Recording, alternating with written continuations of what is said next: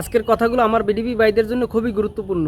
উপজেলা স্বাস্থ্য কমপ্লেক্সে আনসার মোতায়েনের ঘোষণার পর থেকে একটি প্রতারক চক্রদল বের হয়েছে। তারা বিভিন্ন গ্রুপ ও অনলাইন প্ল্যাটফর্মে তাদের ফাঁদ পেতে রেখেছে। যেমন এই যে দেখেন, অনলাইনে ভুয়া একটা নিয়োগপত্র প্রকাশিত করেছে।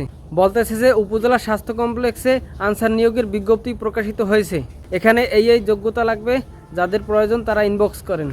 আপনি এটা দেখে তো মহা খুশি হয়ে ইনবক্সে বিস্তারিত জানতে চাইবেন। তখন ওই প্রতারক চক্র আপনাকে ভুলভাল বুঝিয়ে চাকরির প্রলোভন দেখিয়ে মোটা অঙ্কের টাকা দাবি করবে। আপনি তো তার ফাঁদে পাড়া দিয়ে চাকরির লোভে তাকে টাকা দিয়ে দিবেন। টাকা দেওয়ার পর থেকে দেখবেন যে তার সাথে আর যোগাযোগ করতে পারছেন না, সব জায়গা থেকে আপনাকে ব্লক করে রেখেছে। তখন আপনি আর কারো কাছে বলতেও পারবেন না। এখন আমার পক্ষ থেকে যে উপদেশগুলো থাকবে, প্রথম কথা হলো, বাংলাদেশ আনসার ও গ্রাম প্রতিরক্ষা বাহিনী কোনো প্রকার যদি নিয়োগ প্রকাশিত করে, তাহলে তাদের ফেসবুক ভেরিফাইড পেজ আছে একটা, সেখানে প্রকাশিত করবে। আপনারা সেখানে লক্ষ্য রাখবেন। পেজের লিঙ্কটি আমি কমেন্ট বক্সে দিয়ে দিলাম। বর্তমানে বাংলাদেশ আনসার কোনো প্রকার সার্কুলার প্রকাশিত করেনি। যেটা বলা হয়েছে সেটা হলো উপজেলা স্বাস্থ্য কমপ্লেক্সে স্মার্ট কার্ডধারী অঙ্গীভূত আনসার সদস্য মোতায়েন।